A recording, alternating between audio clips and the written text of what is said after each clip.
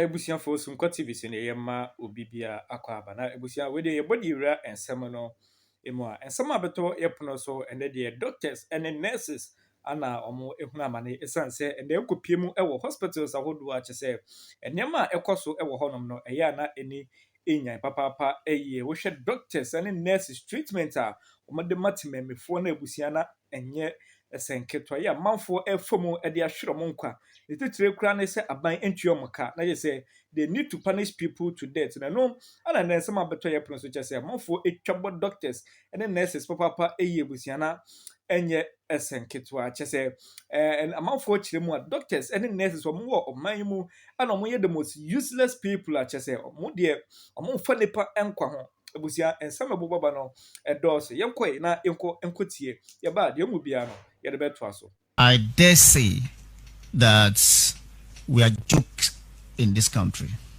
We are complete jokers in this country. I'm telling you. Kwame, we have lives and properties to save as a country.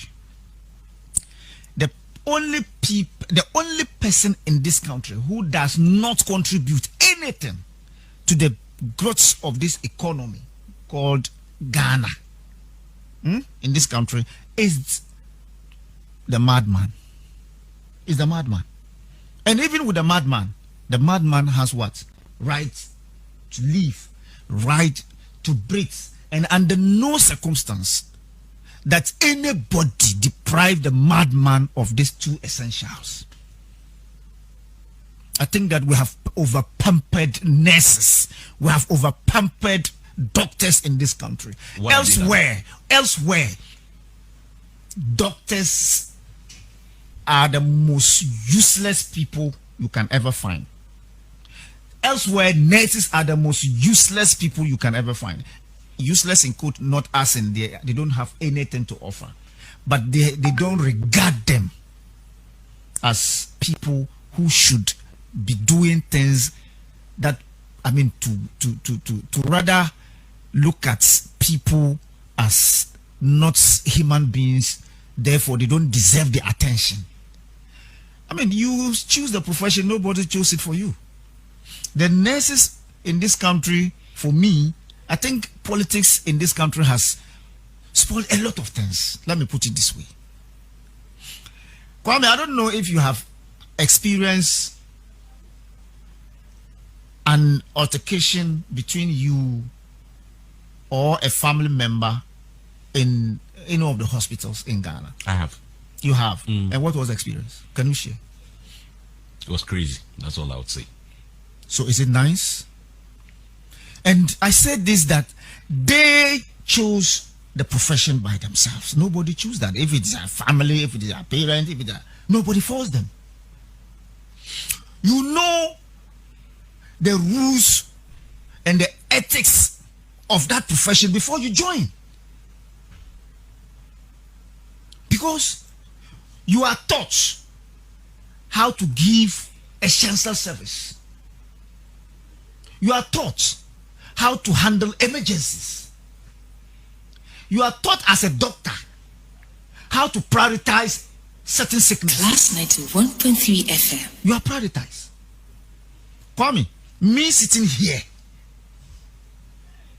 in the US that I've been, and I know, even if you are going to die in the next minutes and you are able to walk to the hospital, and then they see another person who is even pretending and then manage to be in the ambulance, the moment that they hear the siren, whether Kwame you are attending to somebody, whether you are doing anything that is needful, whether or not, you need to forgo everything and then rush to save life. That's the presumption. But here is not the case. Here, it's as if that because they don't receive their salary, they should punish human beings to death, so that the government will see that, yes, I'm punishing people to death, therefore pay me my money. That's foolishness. Every one of us, if anybody pretends that, look, what happened doesn't serve these people right, even though it is wrong to assault anybody by law of this country, but anybody who has ever had experience of being malhandled by don't mean that you cannot. You see, let me take it from this perspective. Before, as a government agency, you can recruit, right?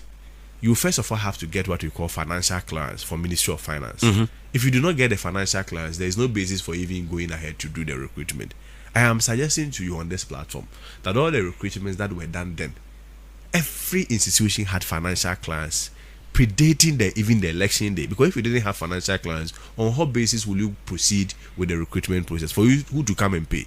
If it had been the case that the directive that came from the Chief of Staff office was that, all the recruitments or all the employment that were awarded, all of them that did not have financial clearance, at the end of the day, you are going to revoke those appointments, I would have sided with them, because it wouldn't make any reasonable sense to give Class 91.3 FM employment letters to people that the state does not have the capacity in terms of the financial capacity to pay. But in this context, I am giving you an instance of an institution where I worked. There, if you move to other institutions, people had even worked for 3 years, 4 years, and they were still asked to go. In the context of Ken being the leader of the country at some point, which is what you're leading, what is that thing that would make me think whether I'm a delegate or when he goes past that process and he ends up leading the party going into elections in 2028? Ken is the man. When we are having a conversation about employment, he's going to come in and create those opportunities for whoever to be pretty much settled in the space in which they operate. I think it's about the life that he's lived even at an individual level. It's all about job creation. His personal life at an individual level has always been about job creation. You see, we talk about ideas, we talk about vision, and of course, ideas alone cannot run a state. You need ideas, all right, but also you need implementation of those ideas. And if we look at Ken, everything about him, what he stood for, has always been about job creation and entrepreneurship. So for him, his vision is just about coming to transform this country through entrepreneurship. That is one of the greatest trademark that he's going to bring on board. And of course, you can verify from the things he's done in the past that single-handedly one individual has created about 7,000 jobs throughout his lifetime for the ordinary Ghanaian to benefit. And so it gives that credence to him that he can make that his trump card, because that has been what he has been doing, that has been what he stood for, all about job creation.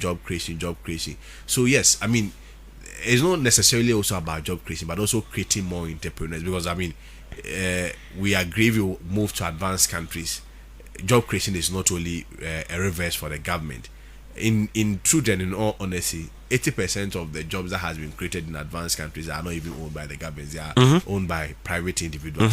So it's just about having that leader with a mindset to create more Kennedy Japons, having a leader with a mindset to create more Ibrahim Mohammed, to create more Jospons, to create more Brian Champons, so that at the end of the day, these individuals will have the capacity.